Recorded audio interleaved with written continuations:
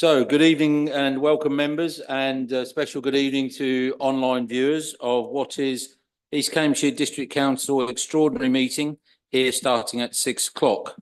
Thank you for joining us. The council is encouraging of reporting and photographs, so feel free to do that, but please make sure that all devices, that is, even for the occasional email that squeaks through to a laptop, are on to silent if that's at all possible, please. So we thank you for that. With that, we're going to move to the agenda tonight. We start with public question time. Thank you, Chair. There are no public questions. Well, that was faster than I thought it would be. That's lovely. Quite public question time, there are none. Apologies for absence. I understand we've got two.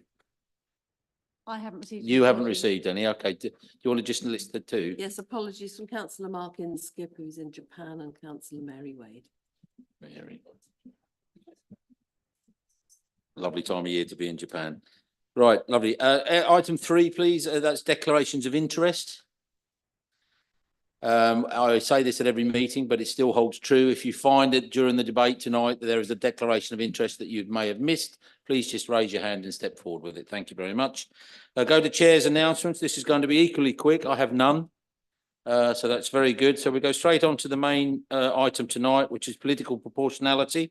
And to lead us into this, I'm going to ask John Hill to take us through it. Thank you, John. Thank you, Chairman. As you can imagine, members, it's been quite a complex matter, and it appears to have no precedent in local government in terms of the exact numbers. And we've had to consult with Council both before and after the publication of the meetings of the papers.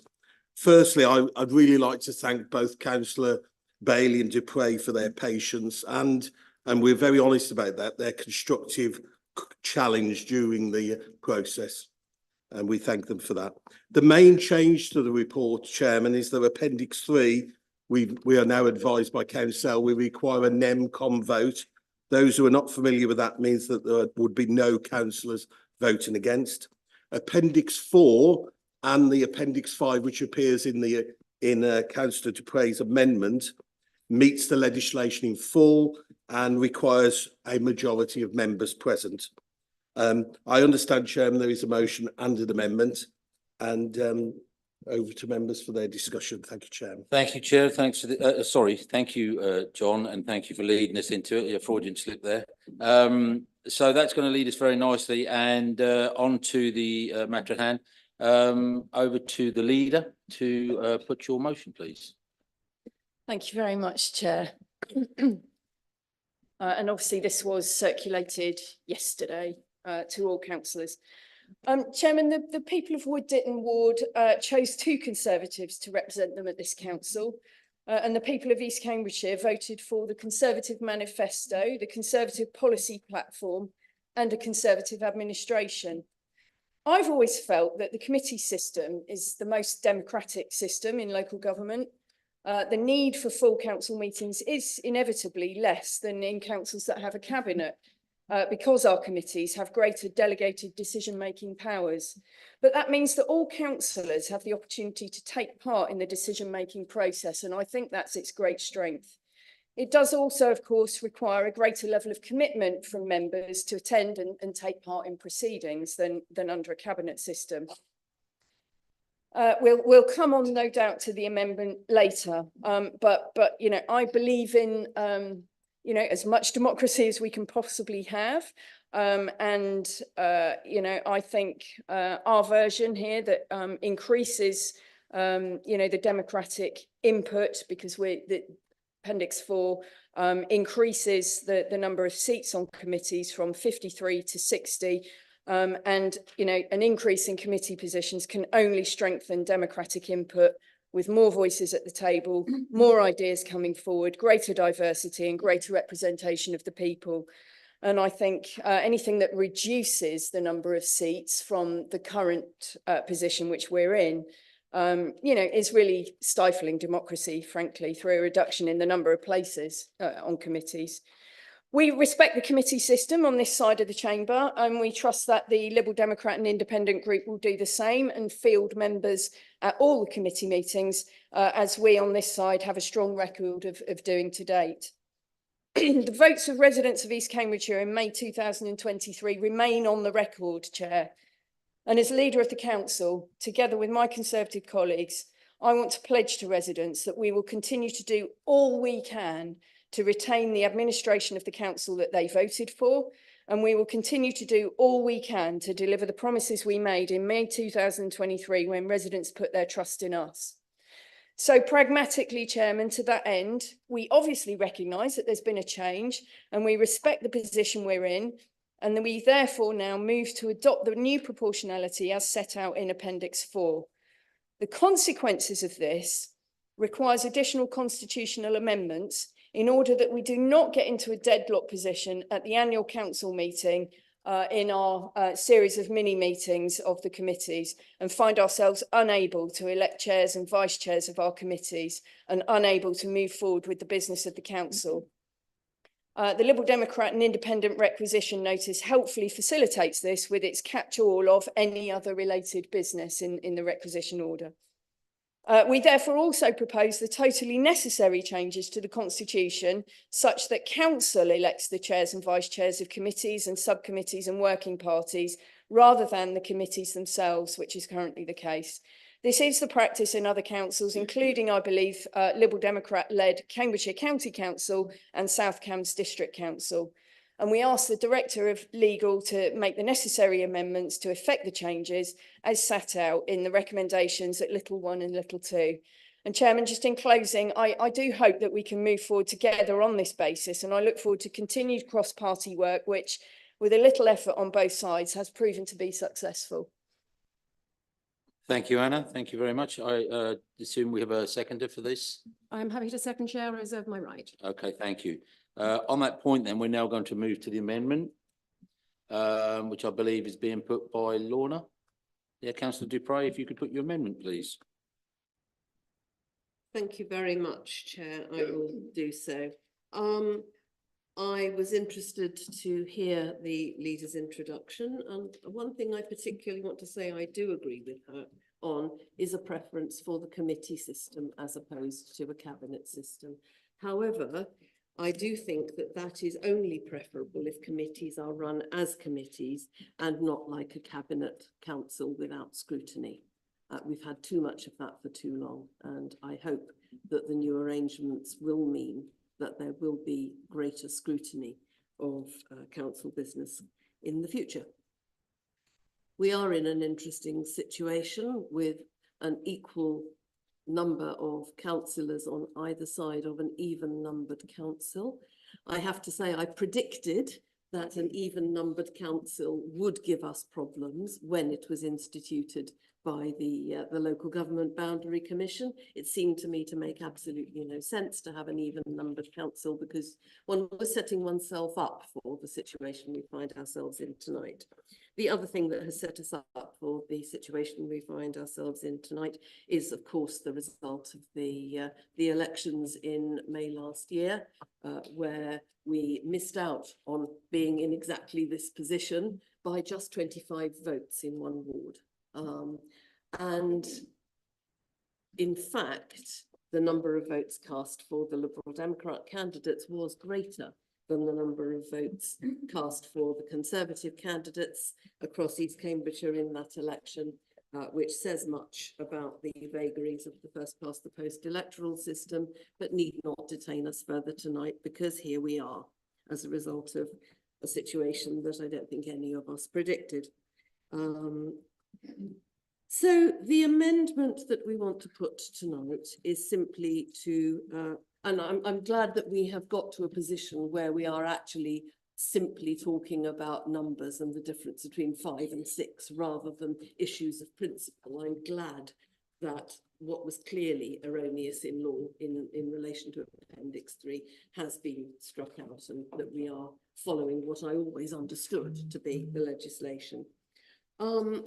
The reason why we are proposing 5 members rather than 6 on the committees where there are currently 6 in the proposal that has just been made by the leader is twofold. The first one is that those committees of 6 members from each side would consist of nearly half the council. And that seems to me extraordinarily top-heavy. I will use Cambridgeshire County Council as a frame of reference. I know that annoys the Chief Executive enormously, but I will do so. And there, the numbers on committees are about a third, maybe even less for the smaller groups of the totality of the group. And that seems to be much more reasonable than having large meetings of half the council sitting as a committee. The other reason, other than purely the size of the committee, is that there is a requirement now that there should be no overlap between the membership of Finance and Assets Committee and the membership of the Audit Committee. And what applies in that situation applies equally now to both groups, because we are both 14 in number. Under the proposals that have just been moved by the leader, every member of this council will be a member or a substitute on either finance or and assets or audit. And that seems to me quite a remarkable situation. I agree that it's good to have a range of voices, but there are members who have joined this authority because they are interested in doing things other than spreadsheets and audit reports, and who will find themselves being pushed into a position where they have to do this. I don't believe that that is right. I also want to check, please, with the Chief Executive. I've been told that the number of substitutes proposed here tonight is going to be 3 substitutes for finance and assets and for operational services, but only 2 for audit. Now, my colleague, our Member of Parliament, has just checked with the most recent audit committee front page, and there are 3 substitutes for audit there. If that remains the case, and there is nothing in the papers tonight to change that, if that remains the case, both of the groups on this council will be unable to fill all their places. And I just wish to draw that to the attention of this meeting. Thank you. The perplexed look on my face, I can't quite work the maths out, but I can go with it. So I'm being very honest with you here. That I don't quite work how, in the case of Appendix 4, 12 plus 6 is 18, and that still leaves another 10 people, even if you've got that requisite number of subs. Is that correct? I'm missing something. So maybe in support, to give you the maximum chance to support your amendment, if you could perhaps clarify that, because I've missed it. I'm adding together, Chair, if I may be helpful, the number of members on finance and assets, full members, which would be 6, and the substitutes, which would be 3. That makes 9. You would then have 3 members on audit, which makes 12, and 3 substitutes, because nothing in this paper changed that, which makes 15. So each group would have to lose a place somewhere, because there are 15 spaces for 14 members, and that applies to both groups.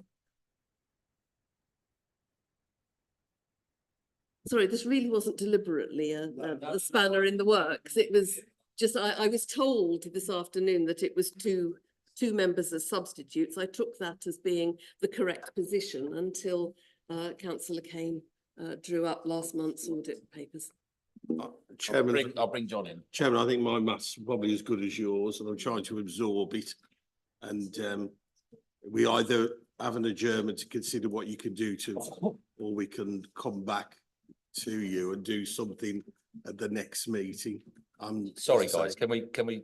Whilst the I'm not avoiding the question. I'm just lost it in translation. Chair, can I try to provide a helpful solution, which Please. is that if the leader's proposal goes ahead, please add up 6 and 3 and 3 and 3 and find that it makes 15.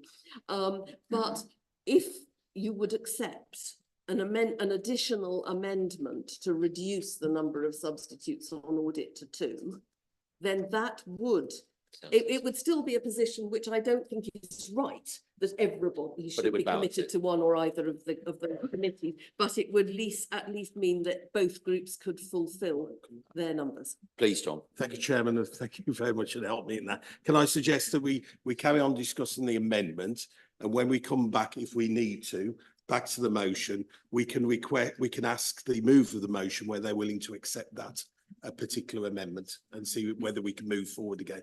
But thank you again for your advice and challenge. Thank you. Can I thank you as well, because that really dropped then. The penny dropped. So I get it. Thank you for that. Right. So do we have a seconder of the amendment?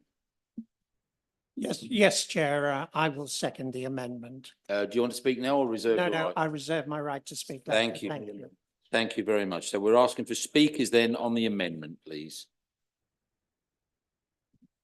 Councillor Bellicott. Thank you, Chairman. Good evening, everyone. Nice to see you again before Christmas.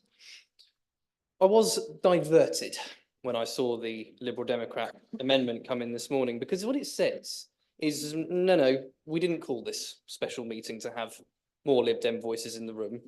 We called it to make sure the Conservatives have less. Oh, but not on the audit committee, which we don't bother to attend anyway.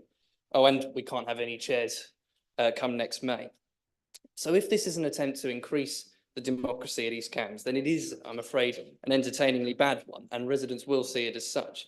It endorses some deadlock when we come to electing our chairs at annual council in May, and I'm afraid they have proven they can rarely attend as it is. So frankly, the numbers make little difference, and we should be in a situation we find ourselves encouraging a greater range of voices to attend our committees. So I will not be supporting the amendment.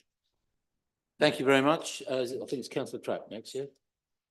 Is that correct? Yes. Yes, Councillor John Trapp, thank you. Hello, good evening, everyone. I remember when I first joined the council, we actually had 9 on each committee. I don't know how long, on the main committees, I can't remember how long that had been going. And it's only about a year later that we changed to 11. So historically, it has been 9, and actually going to 10 makes it actually even more, it gives more numbers. So I'm sorry, but I don't know what's happening here, but it does seem that that was a historical thing, and I don't know how many years that has happened, that we had 9 on the major committees. Okay, thank you very much. Who's next, please? Okay, so Councillor Hufford, please. Just to correct Councillor Trapp, I've been at this committee since this council since 2015. And as far as I'm aware, there have always been 11 members on on the main policy committees. I don't ever remember a time when there were 9. And on a broader term, some people in this room have said that they felt that there has been a lack of democracy in this chamber and that voices aren't heard. Surely by reducing the number of people on every committee, that means there are less voices being heard. Now, I know on operational services and on licensing committee, we hear what everybody is saying. And if a sensible idea comes forward and something needs to be amended, then it's heard, we vote on it and we do it. So surely the more people on committees with different ideas, different opinions, that's much more valuable than reducing the number of opinions. We don't want a cabinet system. We want a fully fledged committee system where everybody has got their own opinion and their own views, and they all need to be heard. Throughout the district, we all need to be heard. Thank you, Chair. Thank you, Councillor Hufford. Councillor Horgan, please. Thank you, Chair. I'll try to stand and be heard, so I might end up bowing. You have the biggest challenge in that department, I think, but carry on. Just a question of clarification, if I may. As I'm on the audit committee, we have 2 substitutes on that, not 3. So I've not seen anywhere where in any of the papers it talks about the numbers of substitutes. Now, I don't believe that we're looking to increase the number of substitutes on audit for that matter. Okay, can I just stop proceeding? I think that's a fair point. I think we need to clear this up. So can we just take a very quick break with the officers? Right, you can keep rolling because I think that's the right thing to do. But I think if we can just take a quick break until we can get this clear, because we've got a understanding of where we're standing. I Chairman, feel. and I'm not, obviously not disagreeing with you, but we are in the amendment, which is no relation. Excuse me. Oh, sorry. We are still discussing the amendment, Yes. which we said that we would look at the audit committee proposal as That's what I well. thought, So my advice, Chairman, carry on with the amendment.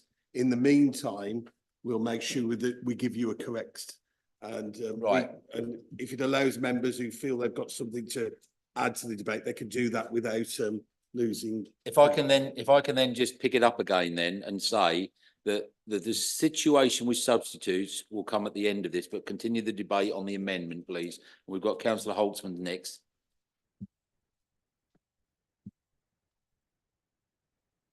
I must say, I don't have very strong views whether we have 5 or 6 members per committee. However, I would say the discussion about how much more democratic that is also seems maybe overstating the issue a bit, because we have a committee system because we agree that not everything needs to be discussed by full council, which would be the most democratic, because then all voices can be heard. But that's obviously very impractical, because then everyone would have to turn up for everything. And speaking as someone who works full time and has 2 children, it is already hard enough as it is to attend all the meetings and do all the prep. So I would caution that expecting people to turn up to even more meetings makes it quite hard to do those duties well. And thus, I would prefer a smaller number of people per committee.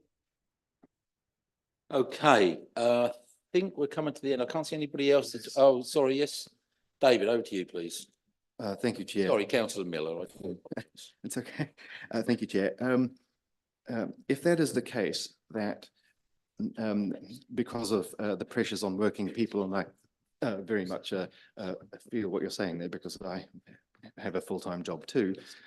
If that is the case, then it seems all the more important that there be a larger number allowed on each committee, so that in the event that any one of the 5 under the proposed amendment we're not able to attend, there is still adequate scrutiny given to the matters before that committee.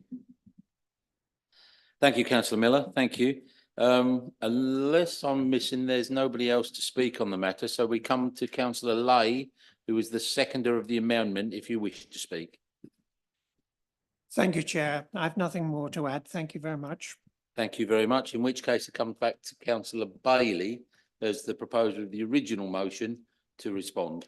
Thank you, Chairman. I did just want to offer some further clarity on something that I knew Councillor du Preez would raise about winning the popular vote, or however you want to portray it. She is correct that more people voted Liberal Democrat in May 2023 than voted Conservative. But of course, that is a very selective view of what actually took place, because by all normal professional standards of polling activity and presentation of the facts, it is simply not the case to say that they won the popular vote. Conservatives stood one less candidate, and you have to compare apples and apples, not apples and pears.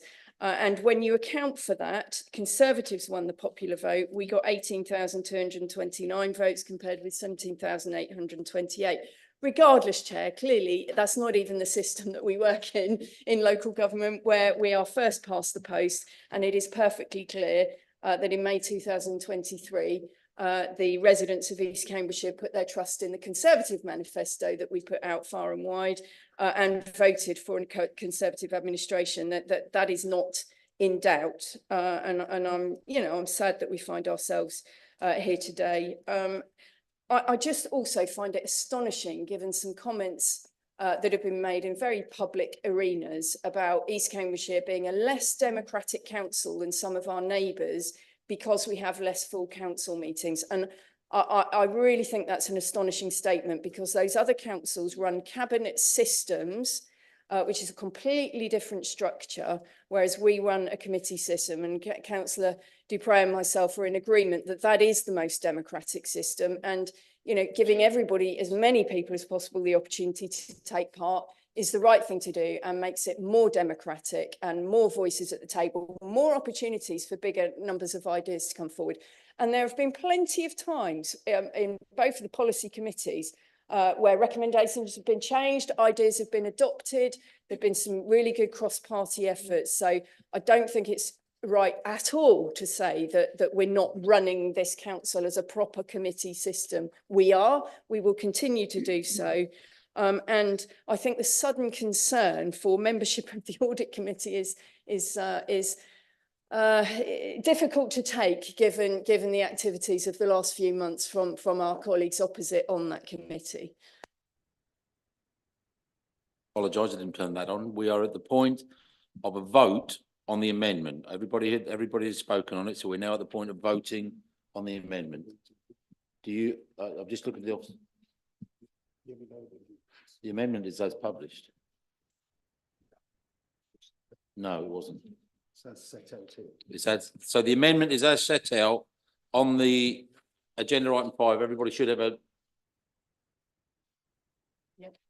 Chairman, can I just ask Councillor Dupre just to clarify that the amendment proposed, seconded, and we're now voting on is as published on the paper, and that we will consider the issue of the audit committee as part of the substantive motion if that occurs, or if she feels we need to clarify that now, she could make we need to understand what that amendment is, and then we will need to consider the mechanism by which that could then be considered by council.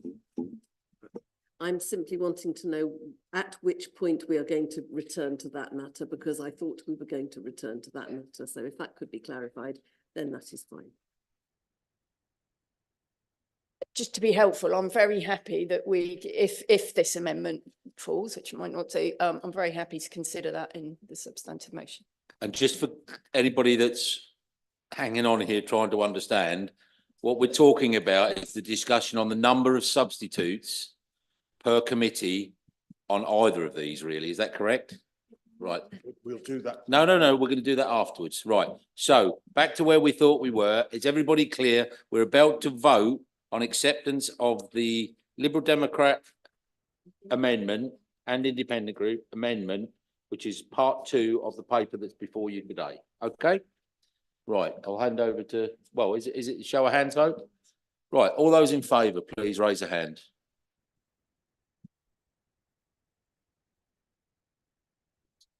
Yep, no problem. Okay. All those against?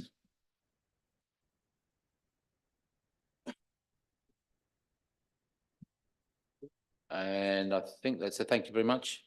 I think that's everybody. Okay. So the amendment is lost. Can we have a few moments? Yep. Okay. We'll just take a 2-second break or a minute break before we move on. Thank you.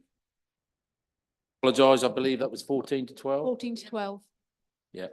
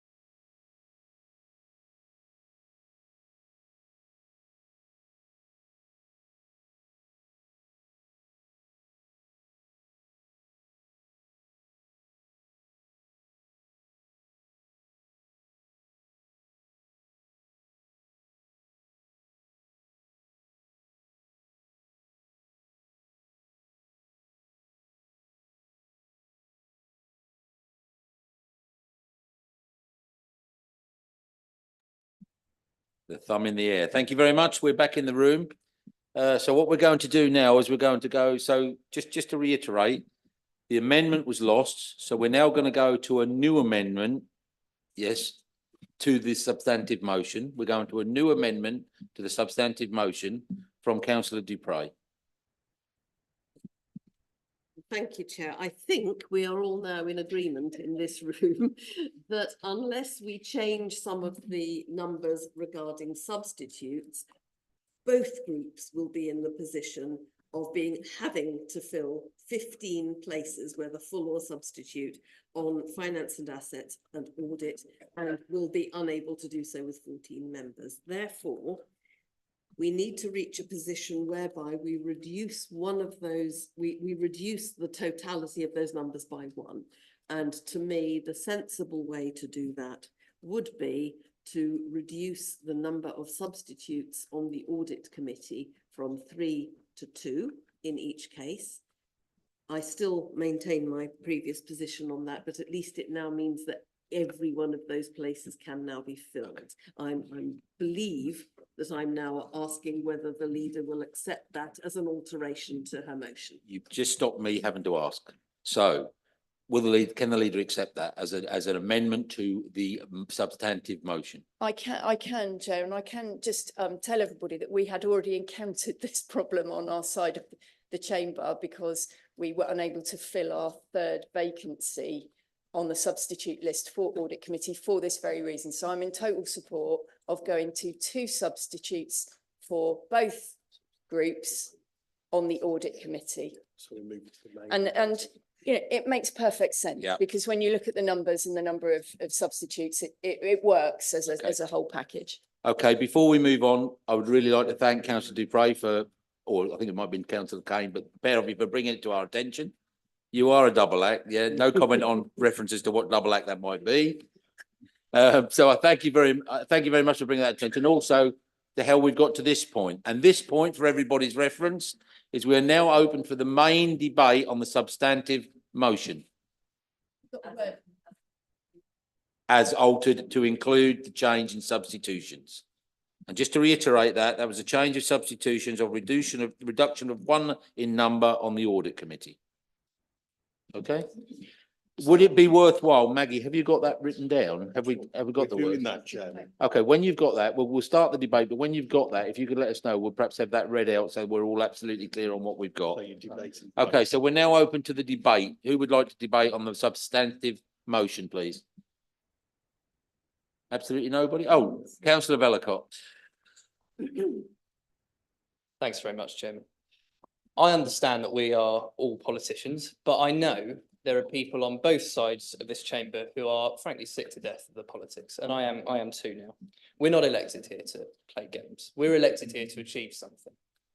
And we've done that in the past, like Councillor Bailey said, our domestic abuse strategy, debate not hate, Mary's not here, but posters are up already, the sea toilets, accessible play, all of these landmark activities were cross-party. But instead, tonight, at the direction of the Liberal Democrats, we have spent huge amounts of public money to settle what is a selfish political dispute. I will add that to the large and growing pot of money now owed to the taxpayer by the Liberal Democrat and Independent group. Councillor Dupre knows that saying we won the popular vote is comparing, well, I'm not sure about apples and pears, apples and lesser spotted woodpeckers. We stood less candidates. The fact is, they couldn't convince enough areas in East Cambs to support them. And to get to this point today, they've had Chair, to... Councillor Vellacott, just beat you. Just beat you. I would like you to keep to proportionality, please, and not a history lesson on the last 6 and 12 months or whatever of the local area. So I would like you to keep to political proportionality and the motion that we're talking about. The rest, I'm not sure there was ever a time for that kind of rhetoric. Tonight definitely isn't. Thank you. Very good, Chairman. Okay, is that okay with you, Councillor Dupre? Thank you. I understand that Conservative councillors are obviously very different people, but we are united in working for the people of East Cambridgeshire because they told us to be. And we work as a team on their behalf and have reverence for this job. So we're not deterred, we're not intimidated, and we're not divided. So if this isn't what our residents sent us here to do, we should stop endorsing.